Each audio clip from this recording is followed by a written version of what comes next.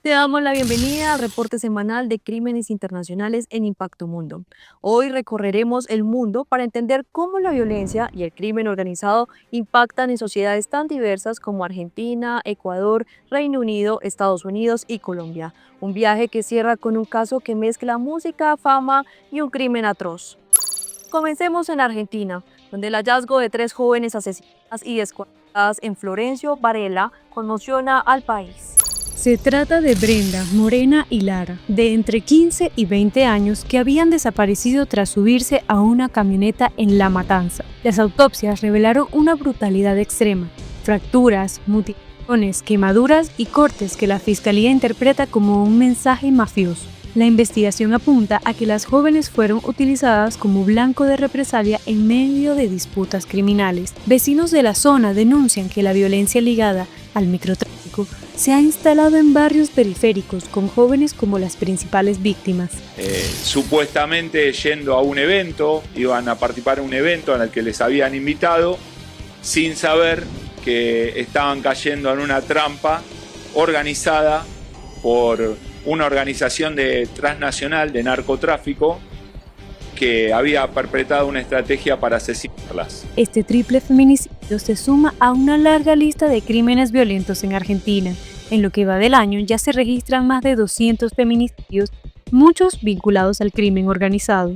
Un reflejo de cómo las periferias urbanas se ven atrapadas entre las redes de la droga y la impunidad. De Argentina pasamos a Ecuador, donde un nuevo motín carcelario volvió a teñir de sangre al sistema penitenciario. En la prisión de Machala, bandas rivales se enfrentaron con armas de fuego, explosivos artesanales y machetes.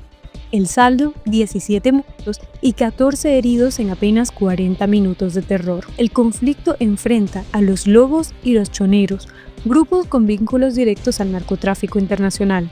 El Estado ecuatoriano declaró en enero un conflicto armado interno dentro de sus cárceles, pero la violencia parece incontrolable. Más de 500 muertos desde 2021 en motines carcelarios. La pregunta sigue abierta: ¿logrará el Estado recuperar el control o las prisiones seguirán siendo el corazón de la violencia?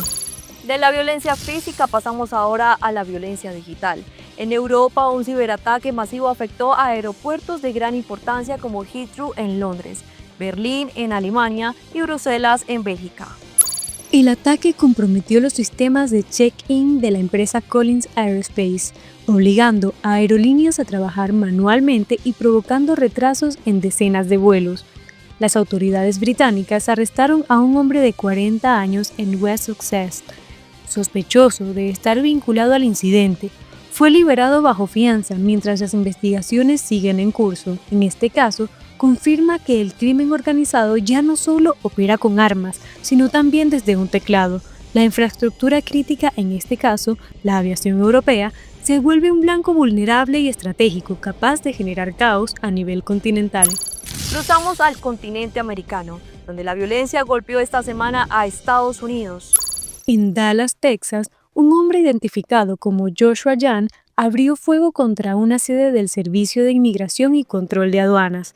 El ataque dejó varios heridos y terminó con el atacante quitándose la vida. En el lugar se hallaron casquillos con inscripciones contra la institución, lo que sugiere que se trató de un ataque motivado por odio y dirigido específicamente a la Oficina de Inmigración. El FBI informó que el atacante había planificado cuidadosamente la agresión, vigilando instalaciones y rastreando funcionarios. Este hecho alimenta el debate sobre la violencia política y el extremismo interno en Estados Unidos, donde las instituciones gubernamentales se convierten en blanco de ataques solitarios o de pequeños grupos radicalizados, un escenario que refleja la tensión social y política que atraviesa el país.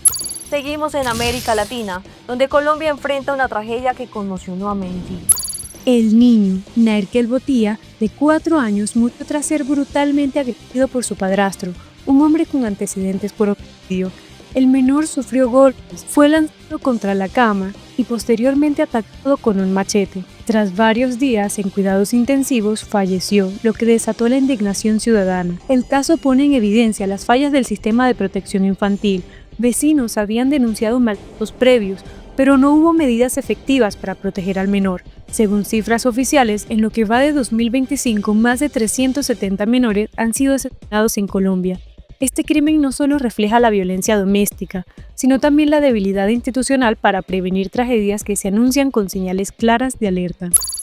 Y cerramos este recorrido con un caso que mezcla música, fama y un crimen atroz.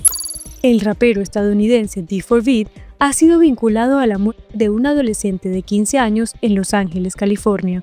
El cuerpo de la joven apareció desconectado en el maletero de un Tesla registrado a nombre del artista. La víctima, identificada como Celeste Rivas, llevaba desaparecida desde abril de 2024.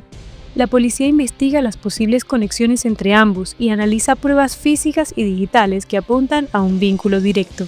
Aunque D4Beat no ha sido formalmente acusado, el caso ha tenido gran repercusión mediática internacional, poniendo bajo la lupa la relación entre celebridad y responsabilidad penal. Con este último caso cerramos nuestra edición de hoy. Historias que revelan cómo el crimen adopta distintas formas, desde la violencia callejera hasta las cárceles, desde los teclados que atacan aeropuertos hasta la tragedia dentro de los hogares, incluso en el mundo del espectáculo. Los esperamos en nuestra próxima edición del reporte semanal de crímenes internacionales. Somos Impacto Mundo, el mundo criminal en un solo lugar.